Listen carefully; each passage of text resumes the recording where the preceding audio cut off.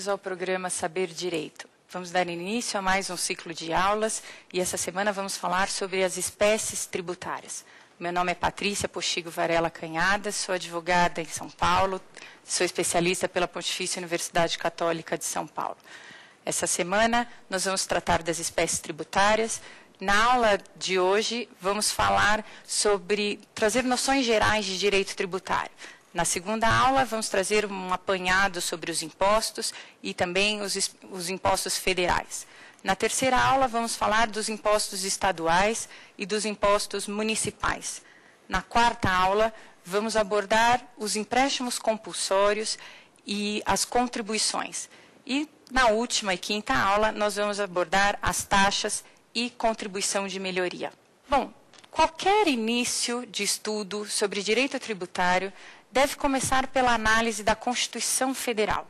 É na Constituição Federal que nós encontramos todas as diretrizes de um estudo de direito tributário, principalmente nos artigos 145 a 156 da Constituição Federal.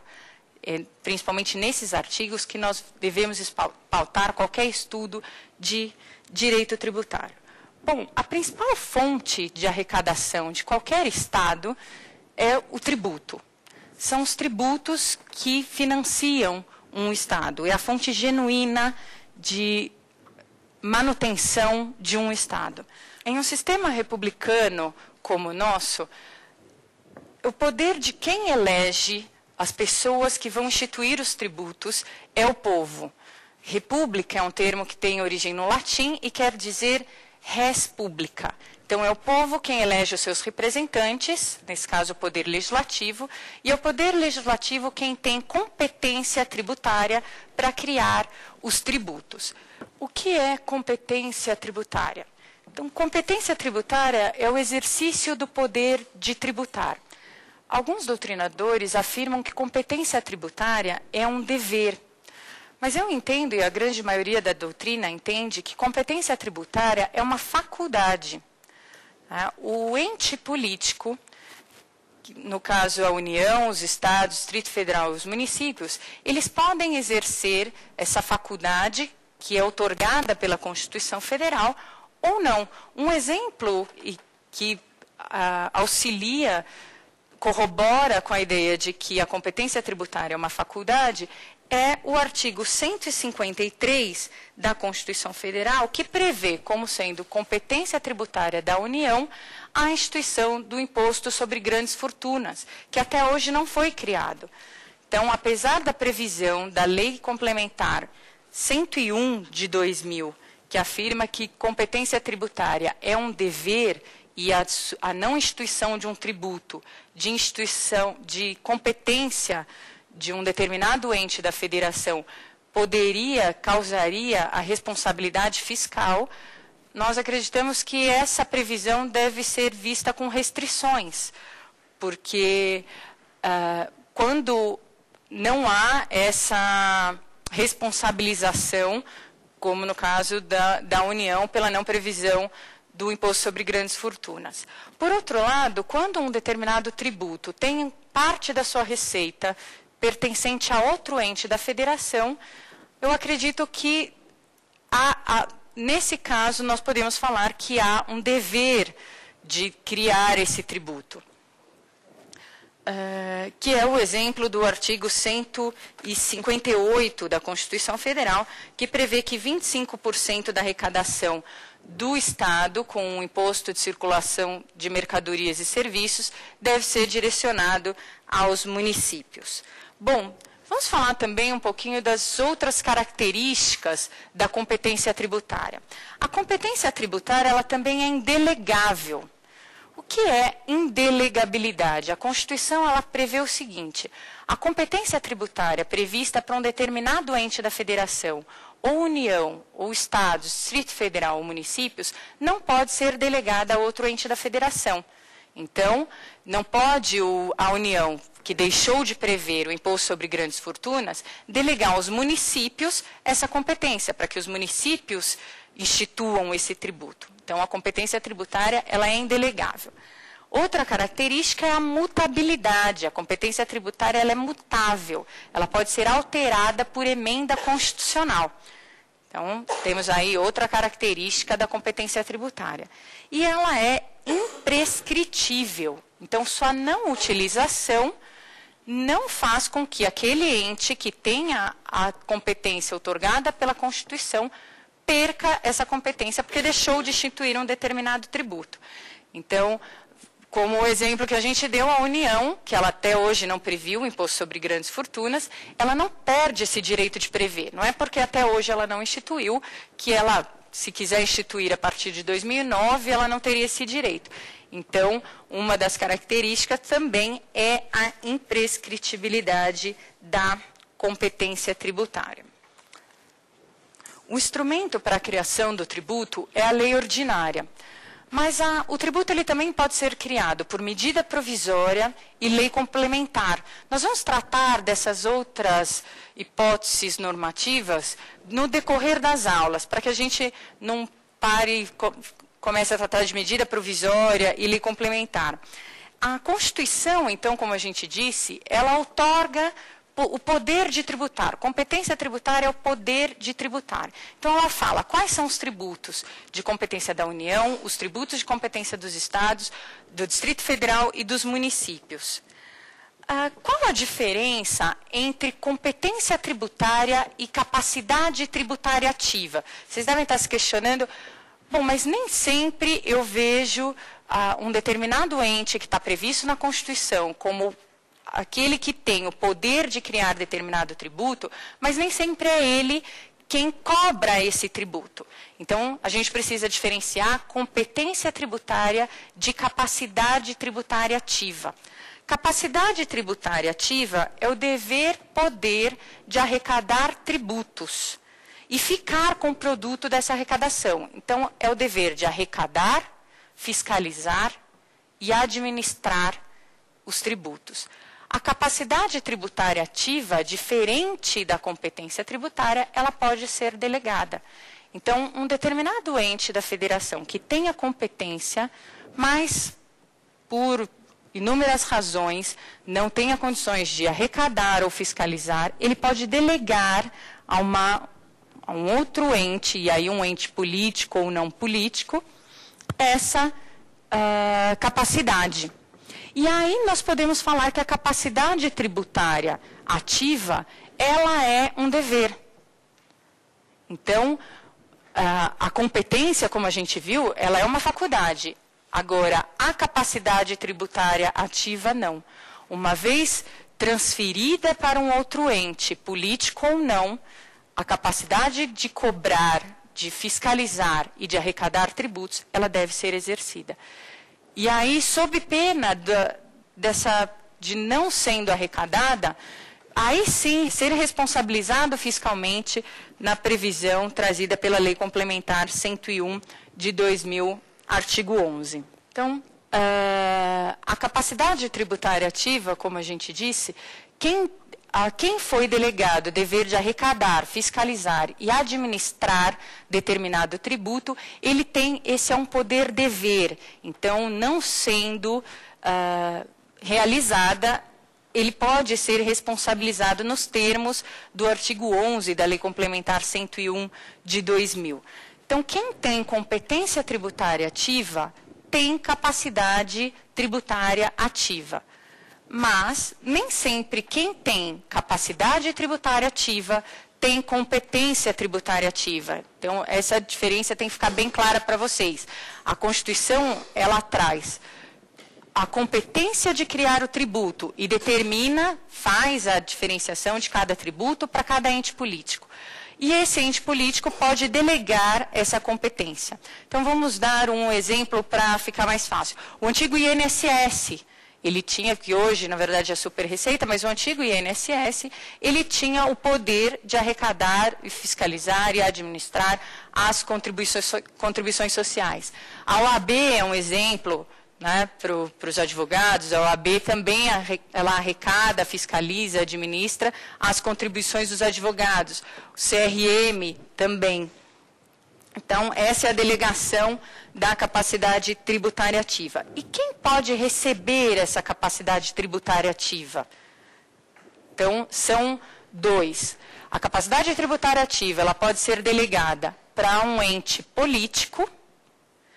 Então, pode a União delegar a sua capacidade tributária ativa para os municípios. Um exemplo da delegação entre entes políticos está previsto no artigo 153, parágrafo 4º, inciso 3 da Constituição, em que a União ela pode delegar essa capacidade aos municípios que assim optarem para arrecadar, fiscalizar, cobrar o imposto sobre propriedade territorial rural, que é de competência tributária da União. Essa delegação também ela pode se dar entre entes não políticos. E quando acontece isso, quando a delegação é de um ente político a um ente não político, nós temos a figura da parafiscalidade, vocês já devem ter ouvido falar. A parafiscalidade, então, é a delegação da competência tributária ativa de um ente político para um ente não político. E esse ente não político, ele pode ser uma pessoa jurídica de direito público, e que são fundações ou autarquias, que foi o exemplo que eu dei para vocês, do INSS, da OAB, do CRM. A delegação também pode se dar para pessoa jurídica de direito privado, concessionárias, permissionárias, agindo em nome do Estado. Quando nós temos, por exemplo, a cobrança da taxa de água, né? É um exemplo de delegação da capacidade tributária ativa para um ente não político, no caso, pessoa jurídica de direito privado.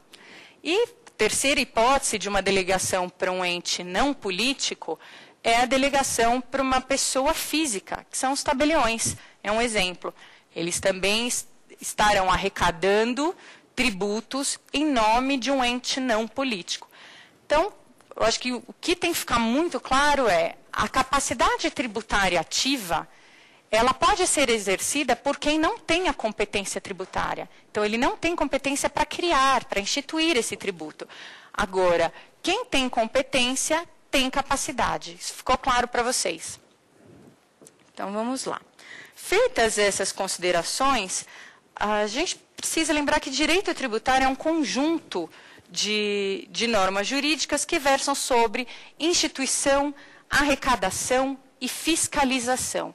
Nós temos um professor paulista chamado Geraldo Ataliba, falecido, mas um grande tributarista, e que dizia o seguinte, que o direito tributário, ele responde a 4 questões.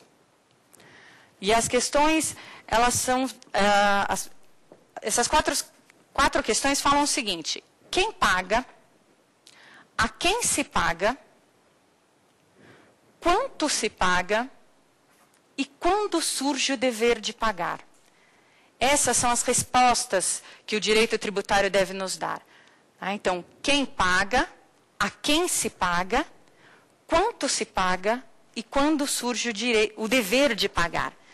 Para o professor Paulo de Barros Carvalho, também grande tributarista, o direito tributário também nos traz considerações sobre as atividades de fiscalização e arrecadação. Bom, a gente já trouxe noções gerais de direito tributário, competência tributária, capacidade tributária ativa. Então, quem pode criar os tributos? A União, os estados, o Distrito Federal e os municípios, como estão previstos nos artigos 145 a 156 da Constituição Federal, que a gente vai tratar aí ao longo dessas 5 aulas. Agora, o que é tributo? Um conceito muito importante de direito tributário é o que é tributo. Não é função do legislador, não é função do poder legislativo conceituar. Mas muitas vezes ele tenta trazer conceitos dentro das leis. E aqui ele andou bem. No artigo 3º do Código Tributário Nacional, nós temos um conceito muito utilizado pela doutrina do que é tributo. E eu vou ler para vocês para ficar mais fácil. Artigo 3º do Código Tributário Nacional. E ele traz as 5 características de tributo. Tributo é toda prestação pecuniária compulsória em moeda ou cujo valor nela se possa exprimir, que não constitua sanção de ato ilícito, instituída em lei e cobrada mediante atividade administrativa plenamente vinculada. Então, vamos retomar aí as 5 características de tributo. Tributo é uma prestação pecuniária compulsória. Bom, prestação pecuniária compulsória. Tributo não é pago de forma voluntária. Então, afasta qualquer prestação voluntária. Acredito que ninguém aqui pague tributo de livre e espontânea vontade, né? É um comportamento obrigatório de uma prestação em dinheiro. Então, uma prestação pecuniária compulsória. Em moeda ou cujo valor nela se possa exprimir. Aqui, a lei, na verdade, traz um pleonasmo. Quando ela fala prestação pecuniária, não precisaria, logo após, trazer em moeda ou cujo valor nela se possa exprimir. Porque se é pecúnia, é em moeda. Né? Mas ela retoma, em moeda ou cujo valor nela se possa exprimir.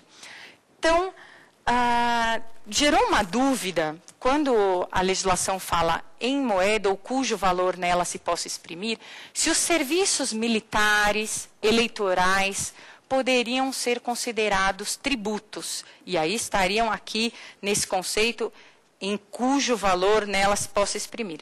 Isso foi uma dúvida que surgiu, que hoje já foi afastada. Na verdade, os serviços militares, serviços eleitorais não são tributos e já é uma dúvida superada.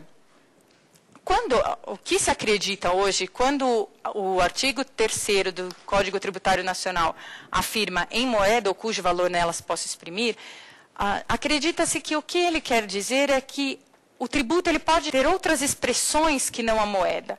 Então, a gente tem a UFIR, né, que é a Unidade Fiscal de Referência, a UFM, que é a Unidade Fiscal do Município, a UFESP, que é a Unidade Fiscal do Estado de São Paulo. Mas, então, o tributo ele pode ser cobrado dessa forma, na verdade, ter essa expressão, mas ele deve ser pago em dinheiro. Né? Isso já ficou bem claro.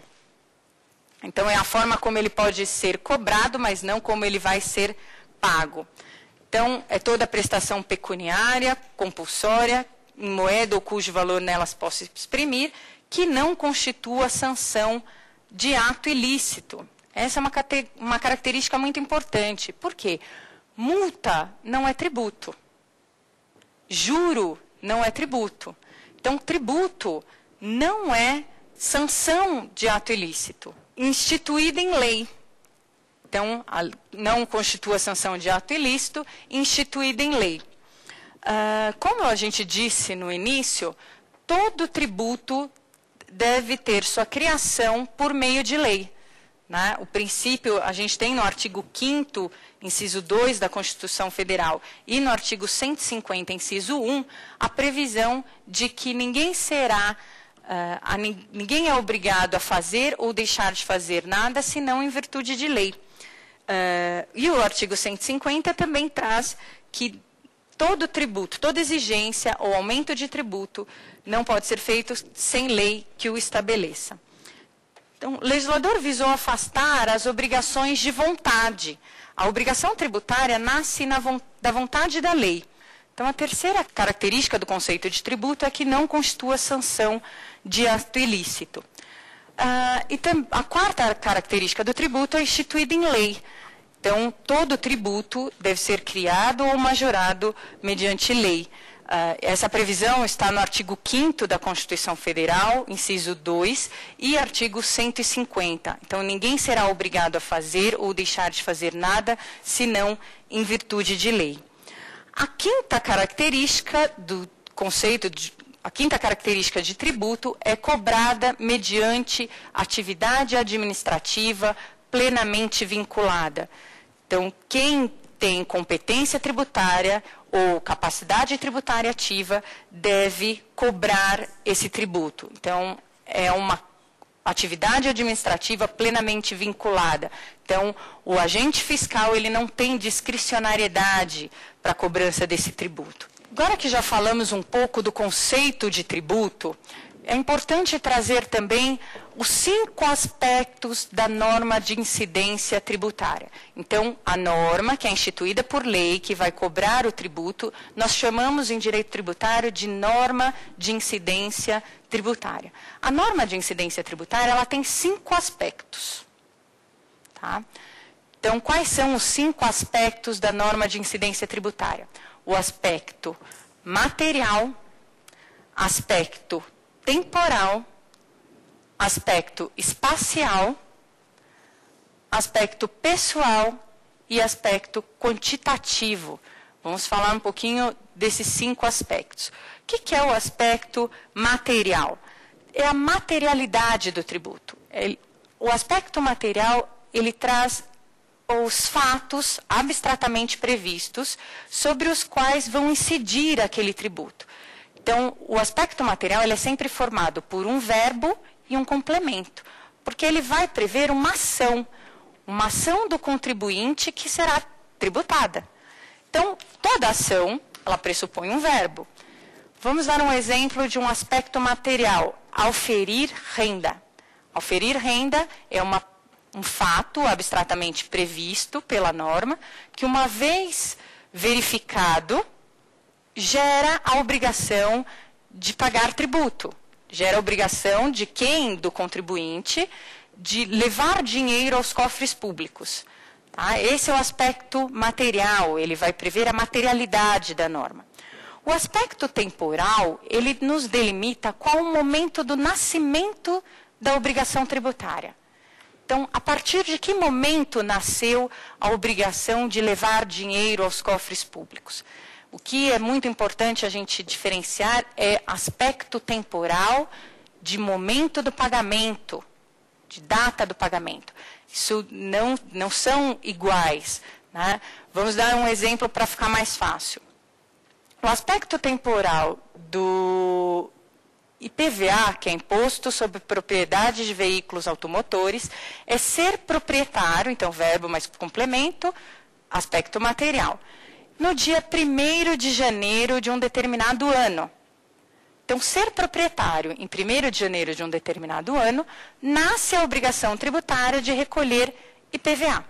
Agora, o IPVA não é pago em 1º de janeiro de um determinado ano. Eu não estou nas comemorações do Ano Novo e estou pagando IPVA. Então, é diferente aspecto temporal de momento do pagamento. Né? Tem um prazo para que você recolha IPVA, pode ser até parcelado. Então, o momento do pagamento difere de aspecto temporal. O aspecto temporal, então, é quando nasce a obrigação de pagar, né? A obrigação tributária. E tanto o aspecto material quanto o aspecto temporal estão previstos obrigatoriamente numa norma tributária, uma hipótese de incidência tributária. Vamos voltar no terceiro aspecto da hipótese de incidência. O terceiro aspecto da hipótese de incidência é o aspecto espacial. O aspecto espacial, ele delimita a abrangência daquela norma. Em que território aquela norma vai incidir. Então, se é uma norma de incidência tributária municipal, o aspecto territorial, espacial, é um município. Uma hipótese de incidência tributária da União, o aspecto territorial é o território nacional. Então, ele vai delimitar qual é a abrangência espacial, territorial, de uma hipótese de incidência tributária. Ficou alguma dúvida? Então, vamos para o quarto aspecto. O quarto aspecto é o aspecto pessoal. No aspecto pessoal, a norma de incidência tributária ela deve prever o sujeito ativo e o sujeito passivo de uma obrigação tributária, da criação de um determinado tributo. Então, ela vai prever quem deve pagar e a quem se deve pagar. Então, nós temos como um exemplo, a gente já deu o exemplo do Imposto sobre Propriedade de Veículo Automotor, que é o IPVA. Ele é um tributo estadual. Tá? Então, ser proprietário de veículo automotor, a norma de incidência tributária, ela vai prever quem é o sujeito passivo dessa obrigação. Quem deve pagar? O proprietário de veículo automotor. E a quem se deve pagar? Ao Estado, porque é um tributo de competência tributária dos estados. Então, esse é o aspecto pessoal. E, por fim, o último aspecto, o aspecto quantitativo. O aspecto quantitativo, ele se subdivide em base de cálculo e alíquota. O que é o aspecto quantitativo? É o aspecto que vai determinar quanto eu devo pagar. Ele é formado pela base de cálculo. Base de cálculo, ela dimensiona a grandeza econômica a ser tributada. Então, no caso do IPTU, por exemplo, vamos mudar aí um pouco de exemplo. IPTU, Imposto sobre Propriedade Territorial Urbana. Quem deve pagar o IPTU é o proprietário de imóvel urbano. Qual a grandeza a ser tributada? É o valor venal do imóvel. Então, a base de cálculo do Imposto sobre Propriedade Territorial Urbana é o valor venal do imóvel. E por que a alíquota? Porque a alíquota ela vai determinar que cota dessa grandeza deve ser tributada. Então, ela tira parte dessa riqueza do contribuinte e determina que cota deve ser entregue aos cofres públicos. Essa é a conceituação de alíquota. Então, nós fechamos aí os 5 aspectos da norma de incidência tributária. Aspecto material, temporal, espacial, pessoal e quantitativo. Então, agora vamos ouvir uma questão que vai tratar do próximo assunto que nós vamos tratar na aula. Meu nome é Felipe e eu queria saber se o governo tem limites para cobrar tributos do povo. Muito bem, Felipe, a sua questão. Tem sim. A Constituição ela prevê o poder de tributar, como a gente já tratou, e também ela prevê limites a esse poder de tributar. Os limites ao poder de tributar estão previstos, alguns desses limites, no artigo 150 da Constituição Federal, sob pena, se não houvesse essa previsão, de os entes políticos usarem de forma arbitrária o poder de tributar outorgado pela Constituição Federal. Esses limites, o núcleo desses limites, são as imunidades e os princípios. Vamos, então, começar tratando dos princípios constitucionais tributários.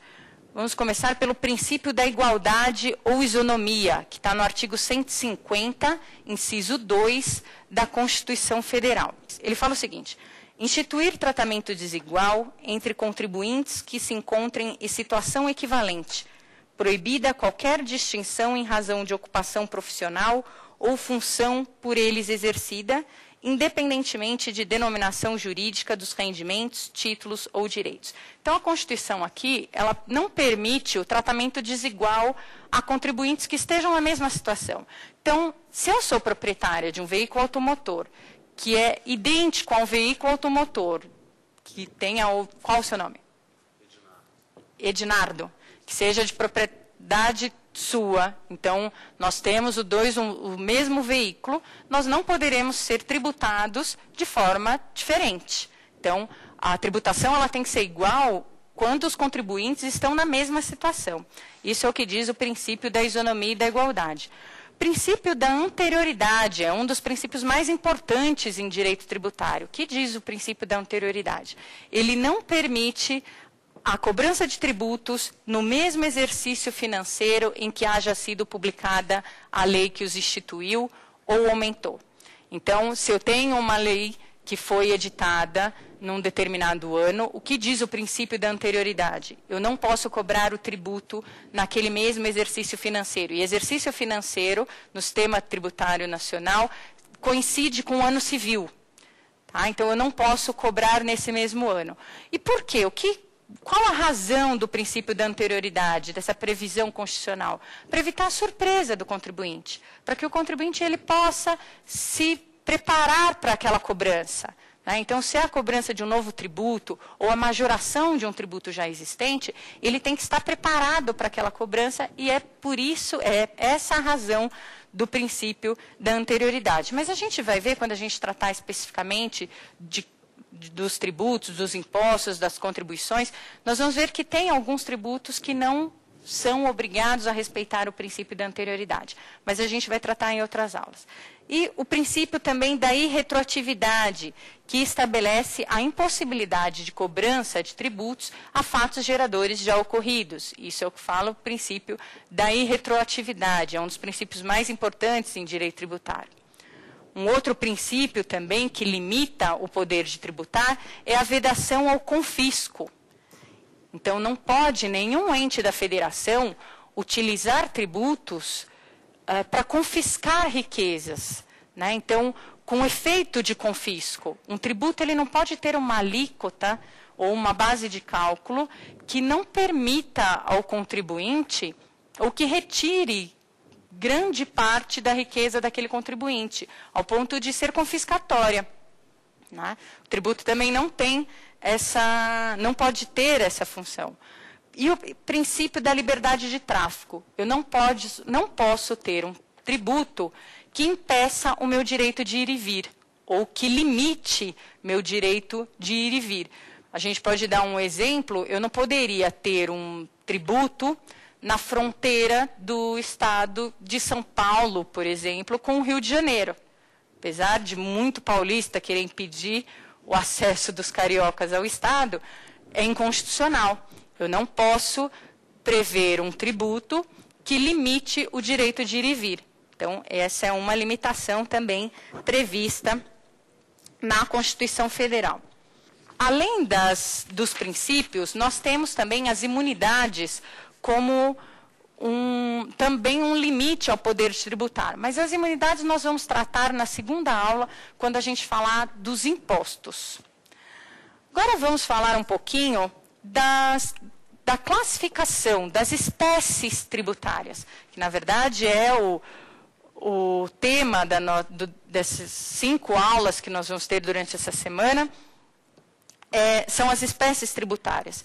E a classificação, muitas são as classificações das espécies tributárias. E eu acredito que não haja uma classificação certa ou errada. O que há é uma classificação útil ou inútil. Então, não há uma classificação que seja errada ou certa. Se ela for útil, tudo bem. Então, tem alguns doutrinadores que dividem os tributos em tributos vinculados e não vinculados. Quem divide os tributos em vinculados e não vinculados, ela afirma o seguinte, que os tributos vinculados são aqueles que são cobrados mediante uma atividade, que estão vinculados a uma atividade estatal. Então, eles só podem ser cobrados quando o Estado tem alguma atividade vinculada ao contribuinte. Esses seriam os tributos vinculados. Tributos não vinculados, por sua vez, seriam os tributos que são cobrados independentemente de uma atividade estatal. Então, essa é uma classificação que nós chamamos de classificação bipartida. Tá? Nós temos também a classificação tricotômica. O que é a classificação tricotômica? A classificação tricotômica ela divide em impostos, taxas e contribuição de melhoria. Onde que nós encontramos essa classificação? Na própria Constituição Federal. A Constituição Federal ela traz, no artigo 145, a seguinte previsão. A União, os Estados, o Distrito Federal e os municípios poderão instituir os seguintes tributos: impostos, taxas e contribuição de melhoria. Então, ela traz uma classificação tricotômica.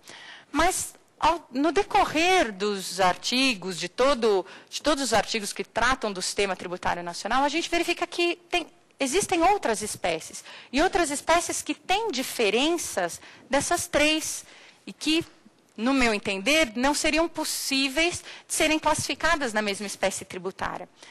Então, eu adoto a classificação quinquipartida, e grande parte da doutrina adota a classificação quinquipartida, que ela divide os tributos em 5 espécies: impostos, taxas, contribuição de melhoria, contribuições e empréstimos compulsórios.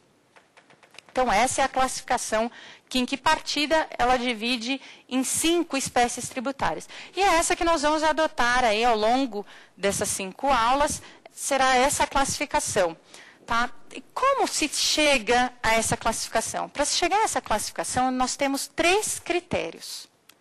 O primeiro critério é a previsão, exigência constitucional, de previsão legal, de que a arrecadação daquele tributo esteja vinculada a uma atividade do Estado. Então, qual é, para ficar mais claro em outras palavras? É uma exigência, essa primeira exigência é, a Constituição tem que prever que a lei que criar esse tributo vincule a sua cobrança a uma atividade do Estado referida ao contribuinte. Tá? Então, essa é a primeira exigência. Só para a gente dar um exemplo, as taxas estão vinculadas a uma atividade estatal. Elas só podem ser cobradas mediante uma atividade do Estado precedente. Nós vamos ver quando a gente tratar das taxas. Tá? A segunda exigência para essa classificação quinquipartida é a exigência constitucional de destinação específica do produto da arrecadação. Então, quando há uma exigência constitucional, quando a Constituição diz que a lei que cria aquele tributo deve dar uma destinação específica para o produto da arrecadação, esse é um outro critério. Nós vamos estar diante de uma outra espécie. Então, vamos dar aí um exemplo. As contribuições, elas têm, então, a lei que cria as contribuições, ela tem que dar destinação específica para o produto dessa arrecadação. E o terceiro critério é exigência constitucional de previsão de restituição desse tributo. Então, quando a lei também for, a Constituição exigir que a lei preveja a devolução desse tributo ao cabo de um determinado período, nós teremos uma outra espécie. Infelizmente, o único tributo que tem essa previsão são os empréstimos compulsórios. Os empréstimos compulsórios é a única espécie tributária que deve ter a previsão na lei de sua criação, a previsão de restituição dos tributos. Então, ficou claro para vocês essa classificação quinquipartida? Respondendo sim e não a esses critérios, nós vamos chegar em 5 classificações. Então, nós vamos falar rapidamente das 5 espécies que nós chegamos respondendo essas questões. Então, primeiro, os impostos. Os impostos, eles não estão vinculados a uma atividade estatal. Então, o primeiro critério, que é vinculação a uma atividade do Estado para arrecadação daquele tributo referido ao contribuinte, os impostos não estão. Os impostos não têm destinação específica para a receita que for arrecadada. Não pode haver previsão na lei que cria os impostos de destinação específica do produto da arrecadação. E também não há a previsão de restituição do valor pago a título de imposto para o contribuinte ao final de um determinado período. Então, nós respondemos não aos 3 critérios e quando a resposta for não aos 3 critérios, nós estaremos diante de um imposto. Segunda espécie tributária, que são as taxas.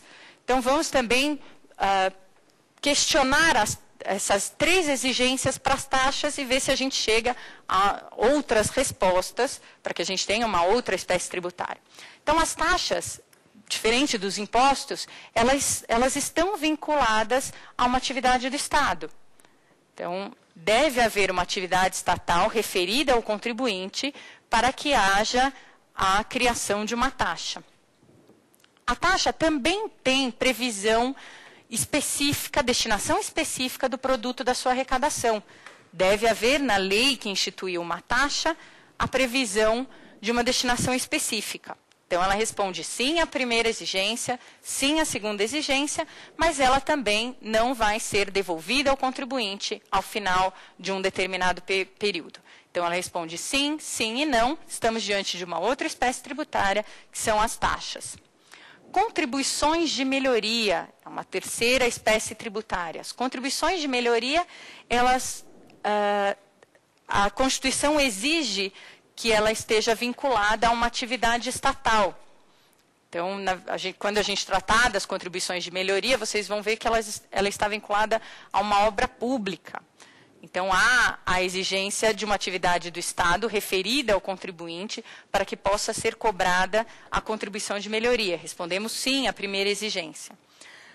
A contribuição de melhoria, por sua vez, não há previsão de destinação específica do produto da arrecadação. Tá? Então, respondemos não ao segundo critério. A lei que cria a contribuição de melhoria não deve prever, por exigência constitucional, não deve e não pode, sob pena de ser outra espécie, não contribuição de melhoria, destinação específica para o produto, do produto arrecadado. E também não há a previsão de restituição ao final de um determinado período. Então, essas são as características das contribuições de melhoria. As contribuições também não estão vinculadas a uma atividade estatal referida ao contribuinte. Na verdade, as contribuições, não há exigência constitucional de que ela esteja vinculada a uma atividade estatal. E por que nas contribuições eu estou frisando não há exigência constitucional? Porque quando a gente tratar das contribuições, a gente vai ver que as contribuições, a materialidade, vocês lembram quando a gente falou do aspecto material, né, que tratam quais são os fatos que vão dar causa às contribuições, ela não está prevista na Constituição Federal.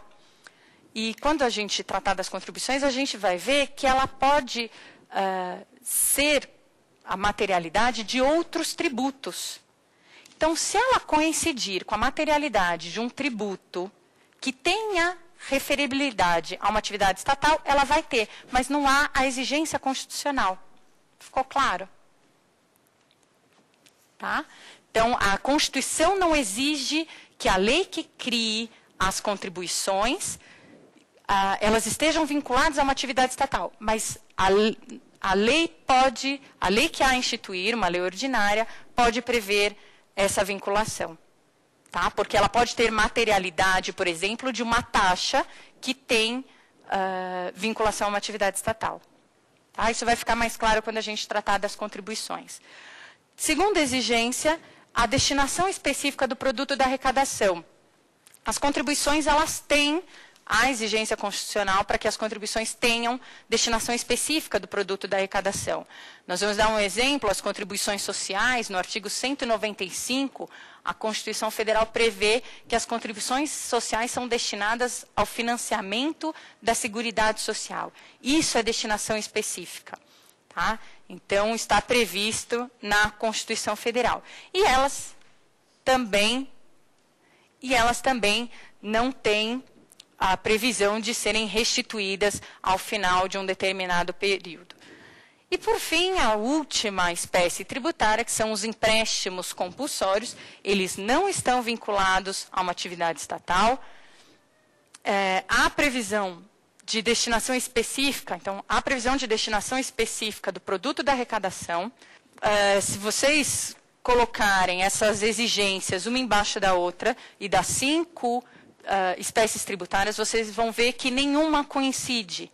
Né? Uma responde sim e não. Empréstimo compulsório é o único que responde sim, que serão devolvidas ao final de um determinado período.